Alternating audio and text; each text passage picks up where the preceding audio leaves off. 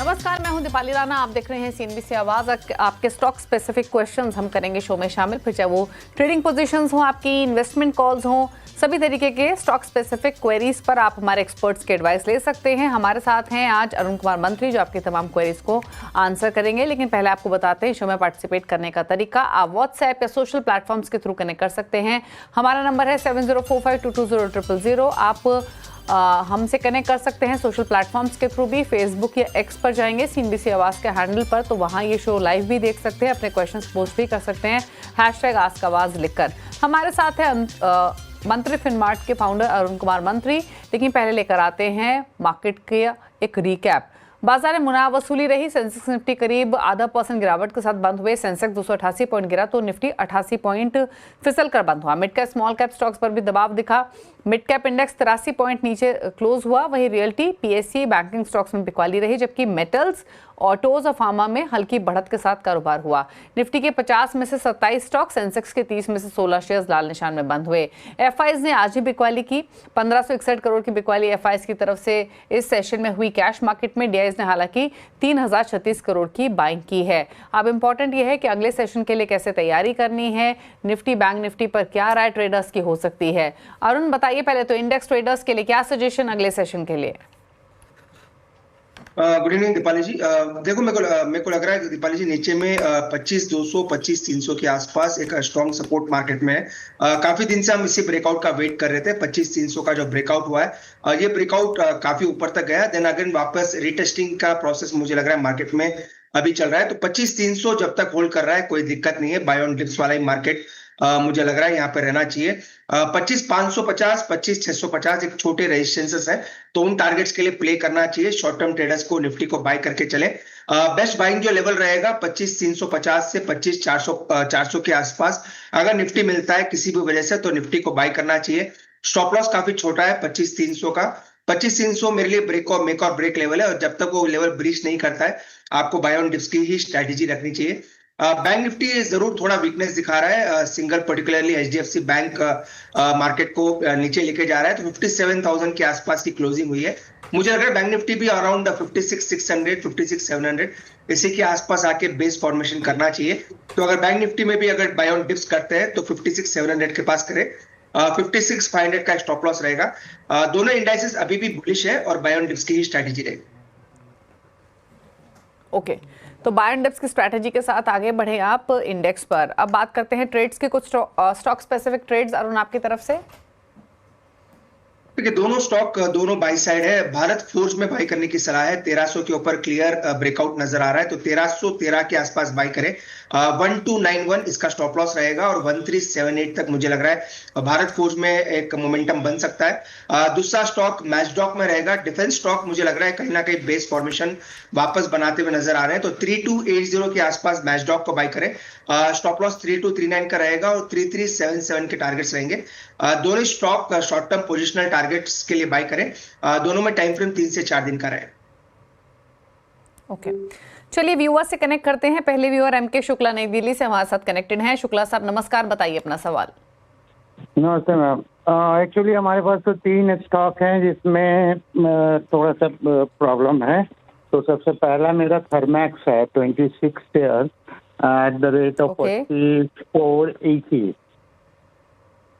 Okay, 4480 की buying है थर्मैक्स में। आपका इन्वेस्टमेंट है ये?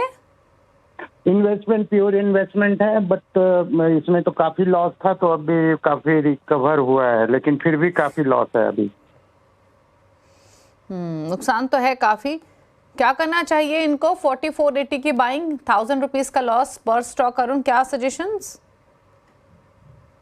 देखिए ओवरऑल स्टॉक जहां तक बात है कंसोलिडेशन में है। शॉर्ट टर्म अगर देखें तो शॉर्ट टर्म में मुझे कोई मोमेंटम स्टॉक में फिलहाल नजर नहीं आ रहा है, पर अभी भी अगर वीकली चार्ट देखें तो वीकली चार्ट अभी भी अच्छा है। स्टॉक में 3200 से 3700 के बीच में बड़ा कंसोलिडेशन चल रहा है। तो जब तक एक कंसोलिडेशन चलेगा मुझे नहीं लग रहा कोई बड़ा मूव स्टॉक में आना चाहिए।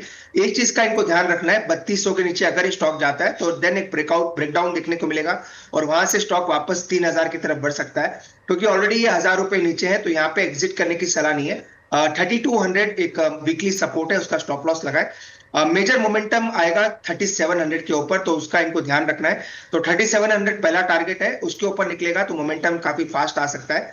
स्टॉप लॉस 3200 का जरूर मेंटेन करें। ओके, सुनील है अगले व्यूअर हमारे साथ गाजियाबाद से। सुनील जी नमस्कार, पूछिए अपना सवाल। नमस्ते दीपाली जी एंड नमस्ते मंत्री जी। मैं CNBC आवाज चैनल काफी सालों से देख रहा हूँ और इससे मुझे काफी बेनिफिट भी हुआ है। तो आपके चैनल पे काफी इंफॉर्मेशन अच्छी मिलती है। I am thankful to you. Okay, मेरे दो सवाल हैं। एक तो बताइए। एटर्नल जोमेटो है मेरे पास 1500 शेयर और उसकी एवरेज प्राइस मेरी है 274। और दूसरा है टाटा स्टील 1000 शेयर है और 167 मेरा प्राइस है। ये 3-4 महीने अभी मैं इसको होल्ड कर सकता हूँ, तो प्लीज मुझे बताइए कि मुझे क्या करना चाहिए। तो आप दोनों पोजीशंस को होल्ड कर सकते हैं? जी अभी मैं 3 से 4 महीने होल्ड कर सकता हूँ, कोई मुश्किल नहीं है। ओके, क्या करें? 4 महीने तक रख सकते हैं। इटर्नल 1500 शेयर्स 274 की बाइंग और दूसरा टाटा स्टील है, यहाँ भी 1000 शेयर्स है 167 की बाइंग है। Plus Sunil ji thank you so much हमारे चैनल को देखने के लिए और भरोसा जताने के लिए, शुक्रिया आपका काफ़ी सारा। लेकिन पूछ लेते हैं आपके स्टॉक्स पर अरुण का सजेशन क्या है। अरुण बताइए क्या करें इटर्नल और टाटा स्टील दोनों में?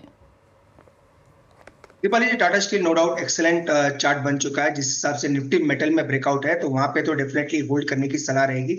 इनकी बाइंग थोड़ी ऊपर की है, जो कि इन्होंने बताया 167 के आसपास है, तो वो प्राइसेस के आसपास ही चल रहा है। मुझे लग रहा है 170 का एक माइनर हर्डल है, वो एक रिसेंट पीक है। अगर वो निकलता है स्टॉक 190 की तरफ, मुझे लग रहा है धीरे धीरे बढ़ना चाहिए, तो डेफिनेटली होल्ड करें।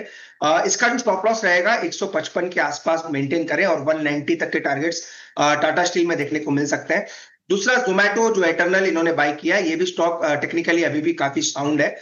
248 के आसपास 20 डे मूविंग एवरेज है, उसी का स्टॉप लॉस लगाना चाहिए। स्टॉप लॉस जरूर लगाएं, क्योंकि एटर्नल यूजुअली एक बड़ा वोलेटाइल स्टॉक है और मोमेंटम दोनों साइड ज्यादा फास्ट देता है। तो 248 के स्टॉप लॉस एटर्नल को होल्ड करके चले। ऊपर में 282 और 287 के टारगेट रहेंगे। अगर दोनों में कंपैरिजन करते हैं तो टाटा स्टील का चार्ट काफी मजबूत है, वो डेफिनेटली मुझे लग रहा है टारगेट्स के आसपास जाना चाहिए। एटर्नल की जहां तक बात है 285 290 तक के टारगेट्स थे। ओके, बात करते हैं कनिका से। अगले कनिका, माफ कीजिए, कनिका पंडित इंदौर से हैं। कनिका जी नमस्कार, बताइए क्या सवाल है आपका? मैंने एक्चुअल में CDSL के 12 शेयर लिए हुए हैं भाई एट द रेट ऑफ 1230। ये मेरा लॉन्ग टर्म इन्वेस्टमेंट है। अब इसमें क्या कर सकते हैं, थोड़ा राय चाहिए थी आपकी। बाइंग प्राइस क्या है आपका? 1230 CDSL में। इसके अलावा कैम्स में भी आपकी होल्डिंग थी?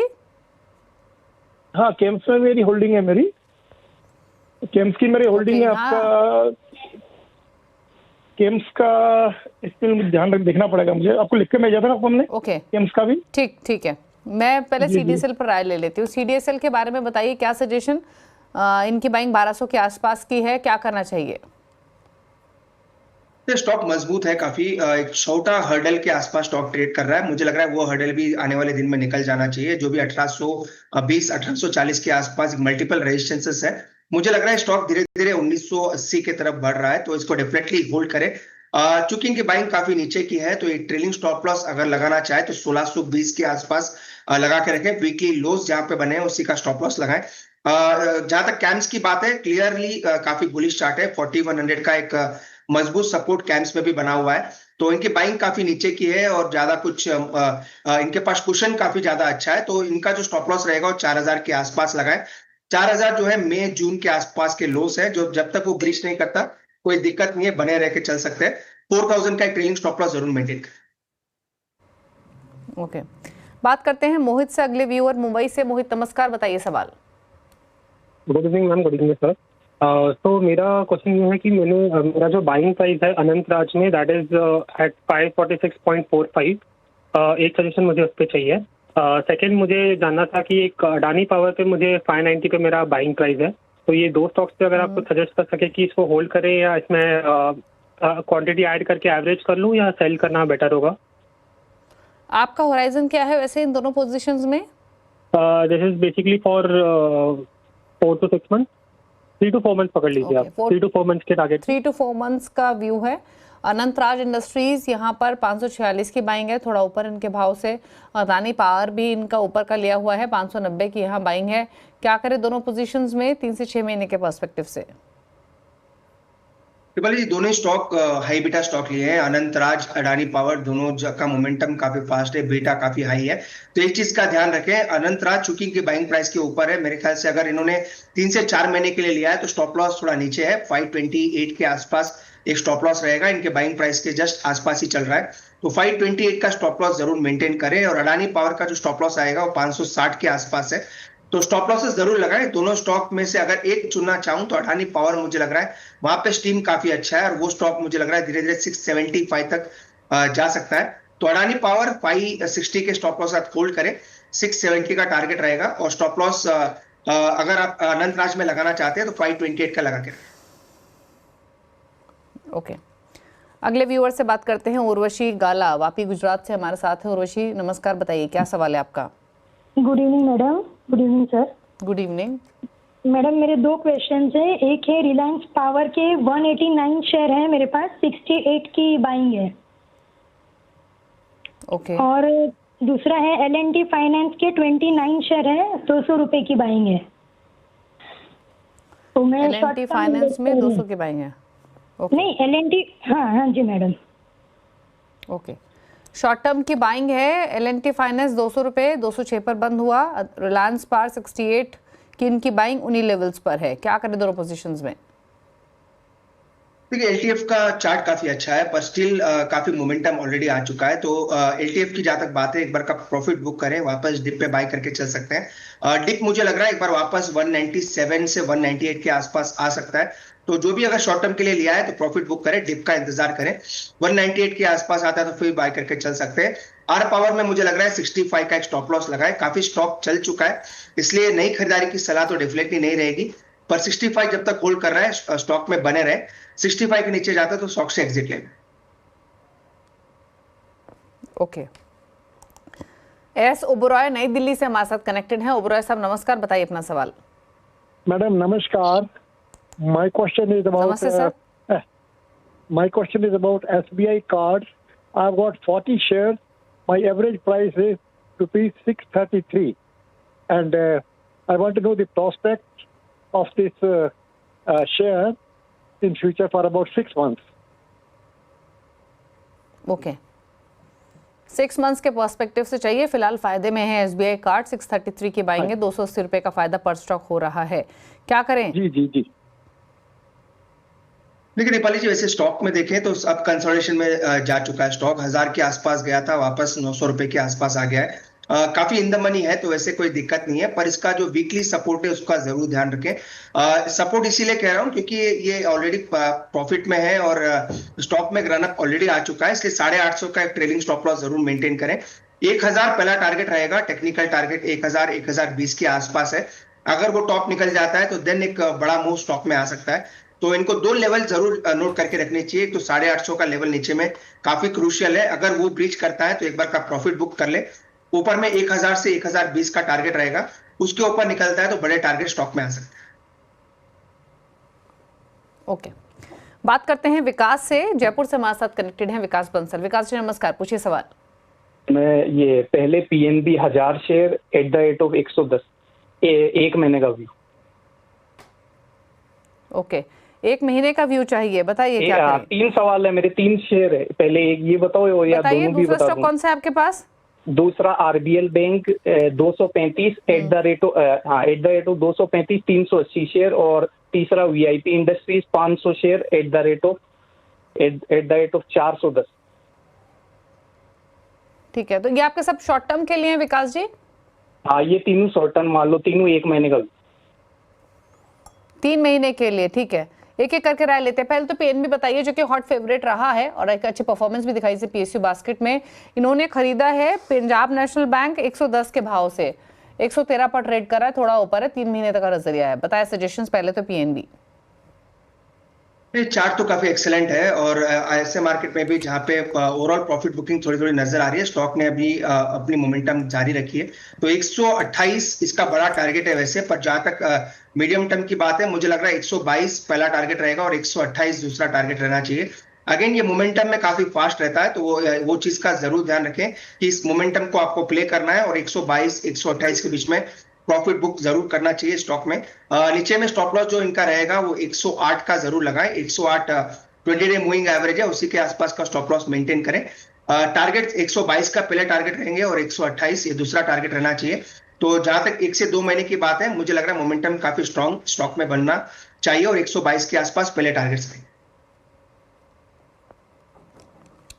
ओके, बात कर और इसके अलावा जिनकी बाकी होल्डिंग्स है उस पर भी राय दीजिए। एक तो इन्होंने बताया आरबीएल बैंक 235 की खरीदारी है और वीआईपी इंडस्ट्रीज 410।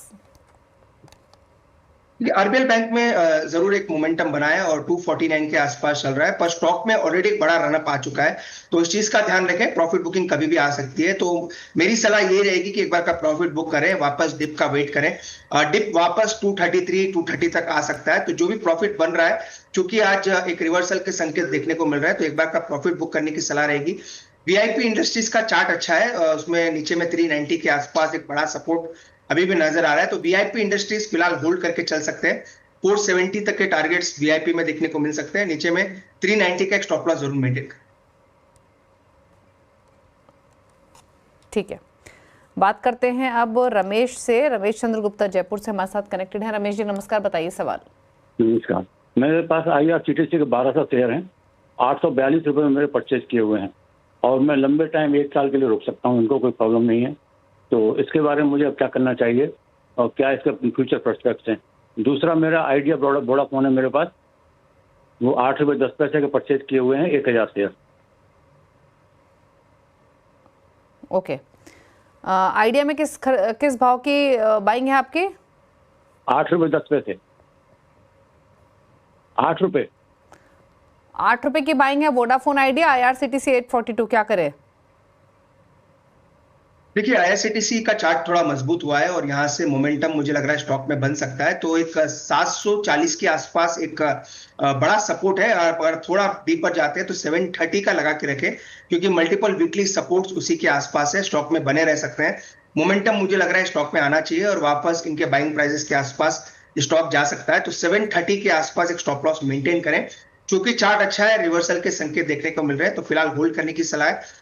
आइडिया वैसे रिकमेंडेड, मेरी तरफ से रिकमेंडेड स्टॉक नहीं रहेगा, पर चूंकि इनकी बाइंग ऑलरेडी है, तो 6 रुपए का एक स्टॉप लॉस मेंटेन करें। 6 रुपए लास्ट काफी हफ्ते या महीने ले लीजिए, उसी का ही लो स्टॉक ने बनाया है, तो 6 रुपए जब तक होल्ड कर रहा है बने रहे। ऊपर में मोमेंटम बनता है तो मोमेंटम को यूज करें अपने प्रॉफिट्स को लॉक इन करने के लिए। टारगेट से ज्यादा मुझे लग रहा है स्टॉप लॉस पे ध्यान दें और 6 रुपए का एक स्टॉप लॉस जरूर मेंटेन करके चलना। ओके, बात करते हैं पंकज से। पंकज पाठक अगले व्यूअर हैं सवाल पूछने के लिए। पंकज जी नमस्कार, बताइए सवाल। मैडम, हमने नुवामा लिया था और नुवामा का और शेयर में लेना चाहता हूँ, तो क्या नुवामा डाउन होगा प्राइस? आप और ऐड करना चाहते हैं? ऐड करना चाहते हैं, तो अभी 8000 समथिंग चल रहा है, तो मैं ये जानना चाहता हूँ कि क्या लॉन्ग टर्म में मतलब अभी डाउन होगा तो कुछ शेयर में और ले सकता हूँ। ठीक है, नुवामा वेल्थ हालांकि 4 स्टॉक लिए इन्होंने, डबल ऑलमोस्ट डबल के क्लोजर स्टॉक पहुंच चुका है। 40% ग्रोथ ऑलरेडी हुई है। अब सवाल इनका क्लियर है कि अब क्या करें इस पोजीशन में। 70-80% का प्रॉफिट इनफैक्ट इनको हो रहा है और ऐड कर सकते हैं क्या इन लेवल से? क्या सजेशन नुवामा वेल्थ में? देखिए दीपाली जी, अभी तो ऐड करने की सलाह नहीं है। स्टॉक में मोमेंटम काफी स्टीप है, पर ये स्टॉक माना भी जाता है बड़े मूव्स देने के लिए, तो दोनों साइड के मूव्स देखने को मिलते हैं। एडिशन का जो बेस्ट लेवल रहेगा वापस 20 डे मूविंग एवरेज जो 7500 के आसपास है। ऐसा नहीं कि वहां तक नहीं आ सकता, वहां तक डेफिनेटली आ सकता है, क्योंकि स्टॉक का बीटा या कह सकते हैं स्टॉक का जो मोमेंटम है काफी फास्ट रहता है। तो अगर एड ऑन करना है तो 7500 के आसपास करें, यहाँ पे ऐड करने की सलाह नहीं है। स्टॉक 4 ही है, इसलिए मुझे लग रहा है होल्ड करके चले, कोई दिक्कत नहीं है। पर एक ही चीज का ध्यान रखें, बाय ऑन डिप्स करके इसमें स्ट्रैटेजी बनाए। 7500 के नीचे मिलता है तो वहां पे ऐड ऑन करके चल सकते हैं। 8000 के आसपास थोड़ा वेट करें, बाय ऑन डिप्स की स्ट्रैटेजी लेके चल सकते हैं। ओके, चलिए रुक रहे हैं इसी के साथ एक ब्रेक के लिए। ब्रेक के बाद कुछ और क्वेश्चन, जल्द वापस आते हैं।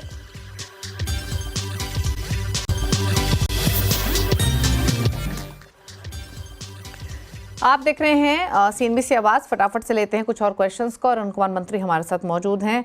सवाल लेते हैं। भुवन ने एक सवाल भेजा अल्ट्राटेक सीमेंट पर। 11850 की बाइंग है, शॉर्ट और लॉन्ग दोनों पर्सपेक्टिव से व्यू चाहिए इनको। ये एक्सेलेंट चार्ट है, अनचार्टेड टेरिटरी में धीरे धीरे जा रहा है, तो मुझे लग रहा है धीरे धीरे स्टॉक 13,000 की तरफ बढ़ रहा है। शॉर्ट टर्म में मुझे लग रहा है 12,750 के टारगेट आप मान के चल सकते हैं। अगर बड़े टारगेट्स निकालते हैं तो 13,400 तक के भी टारगेट्स में निकल के आ रहे हैं, तो डेफिनेटली होल्ड करने की सलाह है। 12,000 के आसपास एक स्टॉप लॉस लगा के चले। 13,400 तक मुझे लग रहा है स्टॉक जा सकता है। भुवन का सवाल है टीटीके हेल्थ केयर पर 1383 की बाइंग है, लॉन्ग टर्म व्यू है। एक्सेलेंट चार्ट लग रहा है। ये स्टॉक वैसे ओवरऑल साइडवेज रहा है, पर आज का मोमेंटम काफी स्ट्रॉन्ग था, 7% की गेन देखने को मिला है। तो ओवरऑल स्टॉक के जो टारगेट्स निकल के आ रहे हैं 1525 के आसपास स्टॉक जा सकता है, तो 1525 के टारगेट के साथ होल्ड करें और 1320 का स्टॉप लॉस मेंटेन करें।